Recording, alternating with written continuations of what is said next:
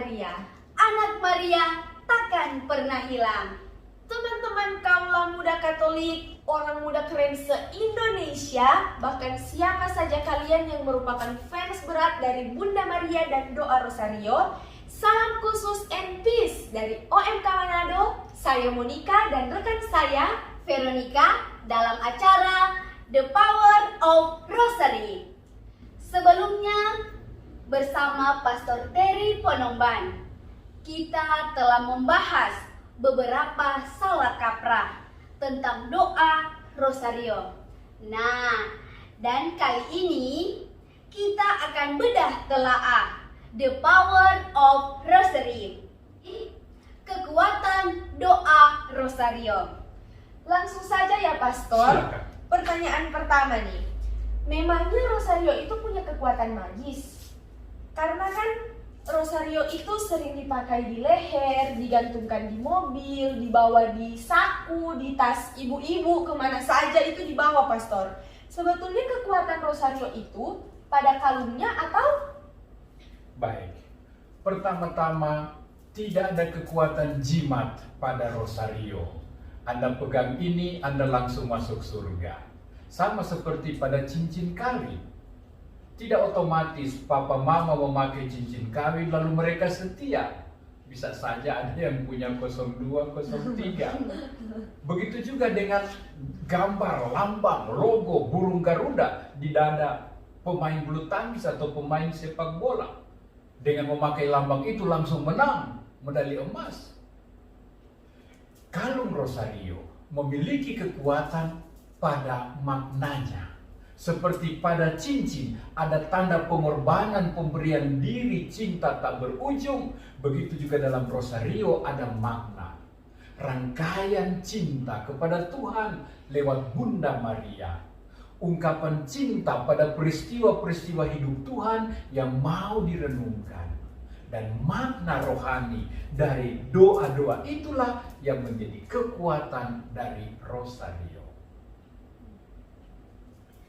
Pastor, boleh terangkan lebih khusus apa sih kekuatan dari berdoa Rosario? Baik, yang tadi itu lebih umum, sekarang lebih khusus. Secara khusus kekuatan doa Rosario adalah karena doa Rosario adalah doa teologis. Maksudnya sambil berdoa Rosario kita merenungkan hal-hal tentang Tuhan.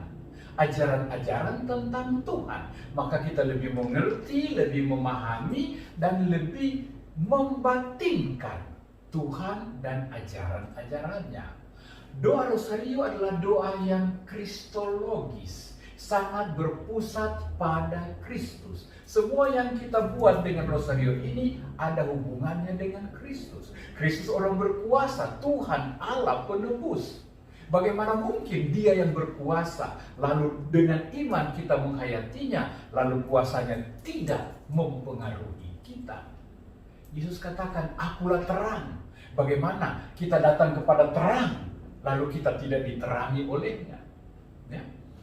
Kemudian, doa Rosario adalah doa biblis, berdasar pada kitab suci. Doa-doa yang kita ucapkan, renungan-renungan yang kita lakukan, semuanya ada dalam kitab suci. Maka dengan berdoa Rosario kita membaca, kita merenungkan, kita juga mewartakan kitab suci. Itulah yang dikatakan sebagai the power, kekuatan dari doa Rosario. Dengan berdoa Rosario, kita mengawalinya dengan mengungkapkan pokok-pokok iman kepercayaan kita, credo. Nah, inilah makna teologis. Kita membaharui iman kita akan Allah, Bapa, Putra, Roh Kudus, akan Gereja Katolik, akan Roh Kudus, akan pengampunan dosa, akan kebangkitan badan, akan seluruh pokok-pokok iman Kristiani. Kemudian dilanjutkan dengan doa Bapa kami, doa yang diajarkan oleh Yesus. Kemudian doa Rosario biasanya kita doakan bersama-sama.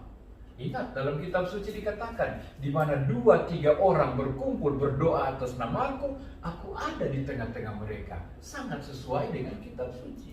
Doa bersama. Ya. Kemudian, mengapa kita memanggil nama Tuhan?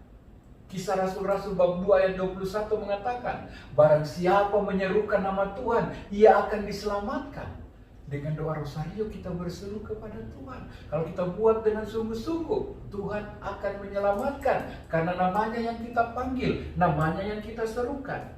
Kemudian kita melanjutkan peristiwa sedih, peristiwa gembira, peristiwa terang, peristiwa mulia, masing-masing dengan pokok renungannya, yang semua bersumber pada kitab suci atau pada ajaran gereja. Kita juga akan mendoakan rosario dengan berulang-ulang mendoakan doa Salam Maria. Dan kita tahu doa Salam Maria itu bukan karangan Bapak Paus Fransiskus atau Bapak Uskup Emeritus. Doa Salam Maria diambil dari kata-kata Tuhan melalui malaikat kepada Maria. Salam hai engkau yang diberkati, Tuhan sertamu. Engkau dipenuhi Roh Kudus. Adalah kata-kata yang diucapkan oleh Elizabeth kepada Maria. Terpujilah engkau di antara semua perempuan. Siapakah aku ini sehingga ibu Tuhanku melawati aku? Dan doa rosario bagian akhir adalah doa yang ditambahkan oleh gereja, sehingga keseluruhan doa rosario adalah paduan dari doa yang berasal dari kata-kata Allah, dari kata-kata Elizabeth yang semuanya ada dalam kitab suci, dan kata-kata oleh umat Allah yang ditambahkan oleh gereja. Maka dalam doa rosario, dalam berdoa, kita berdoa bersama Allah, kita berdoa bersama para kudus, dengan orang-orang suci dalam kitab suci seperti Elizabeth, dan kita berdoa dengan gereja. It is very, very powerful. Begitu banyak orang setiap hari, setiap jam mendoakan rosario di belahan bumi. Anytime, anywhere. Baik Pastor, tadi Pastor sudah sempat menyinggung tentang peristiwa-peristiwa yang direnungkan dalam doa rosario, yaitu ada peristiwa gembira, mulia, sedih, dan terang. Berarti Pastor, peristiwa-peristiwa ini bersumber pada kitab suci dan ajaran gereja, serta berpusat pada Yesus, begitu kan Pastor? Dan itu justru menguatkan kita. Dengan misalnya merenungkan peristiwa sedih, Yesus berdoa di Taman Getsemani dalam sakrat maut. Dengan merenungkan peristiwa ini, saya juga membaharui iman saya. Saya juga membaharui tekad saya untuk seperti Yesus. Saya akan berdoa dalam kesulitan saya. Ketika Yesus didera, ketika Yesus memanggul salib, ketika mengkontemplasikan, memeditasikan topik ini, saya juga membangun dalam diri saya kesiapsediaan berkorban, kesiapsediaan menderita, kesiapsediaan mempersembahkan cinta sampai akhir. Begitu juga peristiwa-peristiwa terang lainnya. Ya, Yesus mengadakan Ekaristi. Yesus mewartakan pertobatan. Peristiwa-peristiwa itu memberikan kekuatan kepada saya untuk menjadi pewarta masa kini, untuk menjadi pencinta dan pelaksana Ekaristi sampai saat ini. Itu yang dimaksudkan, bahwa peristiwa-peristiwa kitab suci, peristiwa-peristiwa hidup Yesus yang kita doakan menguatkan kita. Itu adalah bagian dari kekuatan doa rosario. Pastor, saya pernah mendengar orang tua mengajarkan bahwa banyak orang kudus bersaksi bahwa doa rosario sangat ampuh melawan si iblis. Betul. Benarkah atau ini hanya karangan orang tua saja agar supaya kita rajin berdoa? Veronica, anak muda selalu suka bukti, ya, tidak mau hanya dengar perintah atau permintaan orang tua, mereka ingin telusuri. Baik, saya mau mulai dengan kisah awal doa rosario bersama Santo Dominik pada tahun 1221. Menurut sejarah, dialah yang pertama kali menerima doa rosario langsung dari Bunda Maria. Bunda Maria mengajarkan bagaimana mendoakannya dan merenungkannya. Dan kamu tahu, waktu itu Dominik adalah pendiri sebuah tarekat imam-imam yang punya keahlian khusus berkhotbah, mewartakan ajaran-ajaran gereja. Dan pada abad 12, Gereja Katolik sedunia mengalami satu ajaran sesat yang menyerang ajaran yang benar. Ajaran ini adalah Albigenses, di mana mereka mengajarkan bahwa manusia diciptakan oleh Allah dan juga oleh iblis. Yang baik oleh Allah, yang jahat katanya diciptakan oleh iblis. Dan mereka tidak menerima bahwa Yesus adalah penebus dan penyelamat. Banyak orang yang mengikuti ajaran ini. Mungkin iseng, mungkin coba-coba, mungkin ingin cari yang enak dan gampang. Nah, gereja mengutus Dominikus menjadi pemimpin untuk menerangkan, untuk mengcounter ajaran-ajaran sesat ini dengan ajaran-ajarannya. Karena Dominikus terkenal sebagai imam yang pintar, imam yang pandai berkhotbah, yang pandai juga menerangkan ajaran-ajaran iman. Dominikus mengalami kesulitan. Dominikus berusaha, tetapi bertahun-tahun gagal. Suatu malam, Bunda Maria menampakkan diri kepada Dominikus dan memperkenalkan doa Rosario.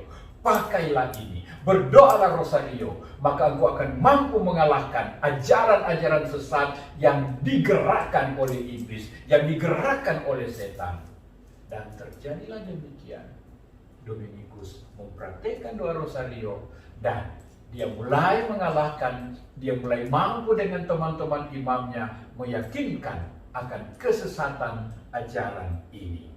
Ini sungguh-sungguh salah satu bantuan dari Bunda Maria melalui doa Rosario untuk melawan iblis, melawan si penyebab ajaran-ajaran sesat yang mengganggu gereja. Wah, luar biasa sekali. Thank you, Pastor. Sama-sama. Saya pun pernah baca bahwa Santo Padre Pio juga menganjurkan kita untuk berdoa Rosario untuk melawan gangguan si jahat. Benar, Padre Pio seorang yang saleh, seorang yang suci, seorang yang banyak membuat mujizat selagi hidupnya. Dan orang-orang seperti itu pasti dimusuhi oleh iblis. Iblis akan berusaha menggagalkan agar orang-orang itu tidak menunjukkan berkat rahmat, mujizat dari Allah. Padre Pio adalah salah satu incaran iblis. Dan Padre Pio dengan doa Rosario yang tak jemu-jemu, dalam sehari dia bisa mendoakan 20-an kali. Dia mengakui Rosario adalah senjata yang ampuh untuk mengalahkan dan menaklukkan iblis dengan segala godaan-godaannya. Ada seorang pastor eksorsis. Eksorsis itu artinya pastor yang diberi hak wewenang oleh gereja untuk berdoa mengusir kuasa-kuasa jahat. Namanya Pastor Gabriel Amorth. Dia mengatakan bahwa dalam satu kali ketika dia sementara mendoakan dan mengusir kuasa roh jahat itu, si iblis itu mengaku bahwa doa Rosario, bahkan doa Salam Maria, bahkan bagaikan sebuah martir besar yang menghancurkan kepalanya. Doa Rosario akan membuat si iblis tunggang langgang. Karena itu juga mungkin kamu belum pernah tahu mengapa doa Salam Maria atau mengapa Maria, apalagi doa Rosario yang merupakan paduan dari kumpulan doa seruan kepada Maria begitu ampuh untuk menangkal kuasa iblis. Karena Maria adalah dia yang melahirkan sang penebus dosa. Maria adalah dia yang melahirkan sang penyelamat. Karena itu, di bawah kaki Maria selalu ada ular, kepala ular yang diinjaknya. Sebagai lambang, dia adalah ibu dari sang penebus dosa, yang menaklukkan dosa, yang mengalahkan iblis. Ya, ular yang menjatuhkan Adam dan Hawa ditaklukkan oleh ketaatan Maria yang melahirkan sang penebus dosa. Betul sekali. Luar biasa iman bagus, kita ya. bagus. Thanks Jesus, thanks Mother Mary. Pastor, saya masih penasaran nih. Sejauh saya mengikuti kisah penampakan Bunda Maria di Lourdes dan di Fatima, Di sana juga Bunda Maria meminta kepada anak-anak itu untuk berdoa bagi pertobatan orang berdosa, bahkan bagi bertobatnya Rusia, bagi perdamaian dunia, dan untuk berhentinya perang. Bukankah ini juga termasuk kuasa dari doa Rosario? Benar sekali anakku. Dan ini sudah dimulai dari Lourdes. Dimulai oleh anak kecil yang Bunda Maria minta berdoa, Bernadette. Bernadette diminta untuk berdoa Rosario. Untuk apa? Agar terjadi damai di dunia ini. Bahkan Bunda Maria minta kepada Bernadette agar berdoa sambil berprosesi, artinya dengan banyak orang. Semakin banyak orang berdoa, semakin powerful doa mereka. Dan Bunda Maria dengan jelas minta berdoa bagi bertobatnya orang-orang berdosa. Maria suruh Bernadette, makanlah rumput pahit yang ada di mukamu itu sebagai tanda taubat, tanda penyesalan atas dosa-dosa orang berdosa.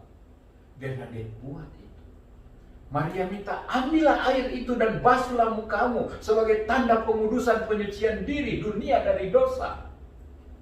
Bernadette cuma lihat becek di situ, air kotor, dia ambil lalu menyapu mukanya. Lambat laun air ini menjadi banyak, mengalir dan mengalir sampai saat ini. Itulah air Lourdes yang menyembuhkan banyak orang, baik sakit badan maupun sakit iman, yang membawa pertobatan, yang membawa pengudusan dan penyucian. Kita lihat saat ini, Lourdes bukan hanya jadi tempat ziarah, Lourdes bukan hanya tempat jadi orang memohon kesembuhan, tapi juga tempat di mana banyak orang bertobat, banyak orang kembali kepada Tuhan. Yang paling menarik adalah kisah di Fatima. Bagaimana Bunda Maria mempersiapkan ketiga anak ini untuk menjadi pendoa-pendoanya dengan menunjukkan lautan neraka dengan api, dengan jiwa-jiwa yang menderita, tersiksa akibat dosa mereka, karena mereka mati dalam keadaan berdosa. Dan Bunda Maria minta kepada Lucia, Jacinta, dan Francesco, berdoalah bagi bertobatnya orang-orang berdosa, jika tidak nasib dunia akan berakhir di neraka. Tiga anak ini berbulan-bulan lamanya tidak mampu senyum, karena mereka selalu teringat akan dahsyatnya api neraka, akan butuhnya doa dan tapa bagi bertobatnya orang-orang berdosa. Dan kita tahu berkat doa tiga anak ini, berkat doa tiga anak ini yang mempengaruhi seluruh dunia untuk berdoa Rosario, maka mujizat-mujizat terjadi. Komunis lumpuh, tembok Berlin yang memisahkan Jerman Barat dan Jerman Timur runtuh. Perang dunia pertama di Eropa berakhir. Rusia bertobat. Sangat jelas kekuatan dari doa Rosario ini.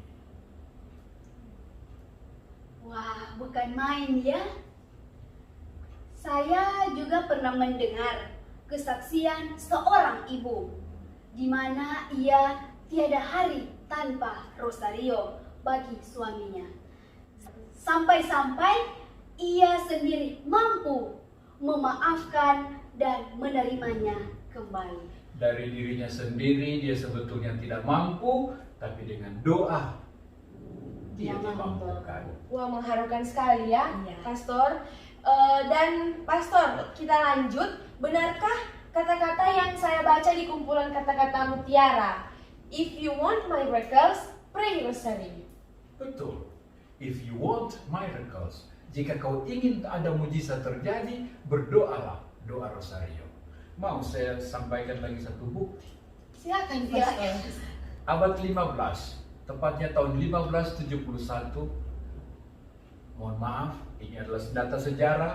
Pasukan Turki mengancam daerah Eropa yang semuanya Kristen saat itu. Perang ini begitu berbahaya. Mereka sudah berada di bagian selatan Italia. Naik sedikit, ada Roma, ada Vatikan. Naik ke atas lagi adalah negara-negara Eropa yang semuanya notabene Kristen. Pasukan Turki sudah ada di perairan Lepanto, dalam usaha mengekspansi masuk menyerang daerah Kristen ini. Paus Pius kelima waktu itu sadar bahwa dia tidak berdaya. Dia menghimbau agar orang-orang Kristen mau membentuk pasukan sukarela untuk melayani serangan ini. Kekuatan yang terhimpun 1:3. Maka di atas kertas kita akan kalah. Paus Pius percaya bahwa Bunda Maria yang pernah melindungi dan menyelamatkan kanak-kanak Yesus dari ancaman Herodes akan juga mau menolong dan menyelamatkan gereja yang dalam bahaya ini. Maka Paus Pius kelima mengumumkan kepada semua orang Katolik di Eropa dan kepada semua serdadu-serdadu relawan yang akan berangkat ke Lepanto, ke perairan itu untuk berperang, berdoa rosario. Mohon perlindungan Bunda Maria. Serdadu-serdadu membawa senjata tapi serentak membawa rosario. 3 hari pertempuran berlangsung di awal bulan Oktober. Keadaannya berimbang sampai hari ketiga. Tiba-tiba pada hari ketiga dari atas pasukan Kristen ada angin besar yang dahsyat yang meniup, yang menyerang armada bala tentara Turki. Dan heran luar biasa, perahu armada kapal mereka tenggelam tanpa ditembak. Tenggelam sampai akhirnya pasukan Kristen mendesak dan mereka mengaku kalah. Berita ini disampaikan kepada Paus di Roma bahwa bala tentara kita menang. Paus melihat hari itu 7 Oktober. Maka dia mengumumkan kepada seluruh dunia bahwa hari itu dan seterusnya setiap tanggal 7 Oktober dirayakan sebagai Hari Rosari Suci Santa Perawan Maria, karena dia percaya adalah Bunda Maria yang menolong menyelamatkan gereja dari bahaya gempuran ini. Karena itulah sampai saat ini setiap tanggal 7 Oktober dirayakan pesta Hari Tersuci Ratu Rosari Suci Santa Perawan Maria. Oh, begitu ya. Begitu. Pantas bulan Oktober ini disebut juga bulan Rosario ya, Sis? Benar. Iya, betul Iya. itu Veronica. If you want miracles, pray Rosary. Benar. Pastor, masih ada kisah-kisah lain tentang the power of Rosary? Adalah. Dan kisah yang berikut ini sangat cocok untuk kamu sebagai orang muda Katolik, sebagai mahasiswa-mahasiswi Katolik. Theodore Robert Ted Bundy, seorang pembunuh wanita, seorang pemerkosa, seorang penculik yang antara tahun 74 sampai 78 telah menelan korban lebih dari 30 wanita. Bisa cek di Google, Ted Bundy. Suatu malam, ia masuk ke sebuah asrama wanita. Di kamar pertama, ia membunuh 1. Di kamar kedua, ia membunuh kedua. Di kamar ketiga, entah apa yang terjadi, dia merasakan ada satu kekuatan dahsyat yang melemparkan dia dan tak berdaya, dan dia tertangkap. Selama ini dia bebas. Selama ini dia dengan mudah melenyapkan diri, tapi kali ini tidak berdaya. Sementara itu, ada seorang imam di daerah itu yang dipanggil untuk mencoba memberikan sakramen perminyakan suci pada orang-orang yang terluka.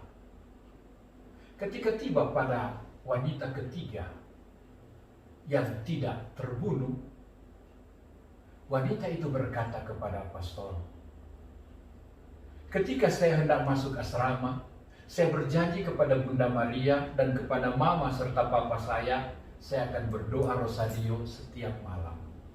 Dan malam itu saya buat janji saya. Hanya belum selesai saya sudah tertidur. Tapi saya yakin ketika dia masuk, penjahat itu masuk, rosario ada dalam genggaman saya." Beberapa tahun kemudian, Ted Bundy yang dipenjarakan di daerah itu minta diberikan seorang pastor pembimbing rohani bagi dia yang dalam tahanan. Datanglah seorang imam untuk melayani dia. Dalam sharing, dalam curhat, ia mengisahkan bagaimana peristiwa itu terjadi. Dan bagaimana sampai saat ini dia heran pada kamar yang ketiga itu. Dia merasakan ada satu kekuatan yang menolak dia, yang membuat pisau berdarah yang ada di tangannya jatuh. Dan dia sendiri terjatuh tanpa kekuatan apapun. Sehingga dengan mudah dia ditangkap dan dipenjarakan. Tahukah kamu siapa pastor yang datang kepada Ted Bundy itu? Itulah pastor yang sama yang datang pada malam itu untuk melayani sakramen perminyakan terakhir. Dan pastor ini yakin dikuatkan oleh kesaksian wanita yang selamat maupun Ted Bundy sendiri bahwa pada malam itu the power of rosary telah menyelamatkan wanita ini. Hanya di genggaman saja dia diluputkan dari serangan iblis, dari serangan kematian. Rosario adalah senjata melawan kejahatan, melawan si jahat. Wah, luar biasa sekali Pastor. Terima kasih untuk Sama-sama. kisah ini. Dan saya juga Pastor sebenarnya punya kebiasaan berdoa rosario. Hanya terus terang saya masih belum setia nih Pastor. Seringkali aku percayanya malam, aminnya pagi Wah. Pastor. Berarti berdoa semalam suntuk. Tapi sambil tidur Pastor. Oke, Pastor sebagai orang muda Katolik, Ya. sebagai mahasiswi juga, saya ingin sekali senjata rohani ini menjadi milik andalan saya. Jadikan ini senjata milikmu yang dipakai, yang digunakan. Betul, Sayang Pastor. kalau tidak dipakai. Percakapan ini sungguh meneguhkan saya. Dan saya juga. Dan semoga Anda sekalian. Ya. Do you want miracles? Pray, Pray rosary. rosary. Pastor, apakah Pastor mempunyai pengalaman pribadi mengalami mujizat-mujizat dengan doa rosario? Iya. Ketika saya berusia 10 tahun, kami berdoa rosario keluarga sebuah malam. Lalu ada seorang yang dikejar oleh tentara membawa 2 senjata siap ditembak. Tapi kisah ini nanti saya ceritakan lain kali karena kita sudah terlalu panjang. Terlalu panjang. Oke, jadi teman-teman yang penasaran, pastinya penasaran sih sama Iya. pengalaman pribadinya Pastor Terry tadi tentang mujizat dengan doa rosario. Ditunggu episode selanjutnya ya teman-teman. Dan teman-teman, saudara-saudari, khususnya kaula muda di mana saja Anda berada, anak-anak Maria, apa guna pelita kita jika tidak kalahkan kekelaman? Dan apa guna rosario kita jika tidak kita gunakan? Selamat berdoa rosario, Bunda Maria membawa doamu dan membawa dirimu pada Yesus putranya. Amin. Terima kasih Terima Pastor. Terima kasih Pastor. Terima kasih juga teman-teman sekalian dimanapun Anda berada. Salam damai anak-anak Maria. Sampai jumpa pada episode selanjutnya. Dadah. Terima kasih.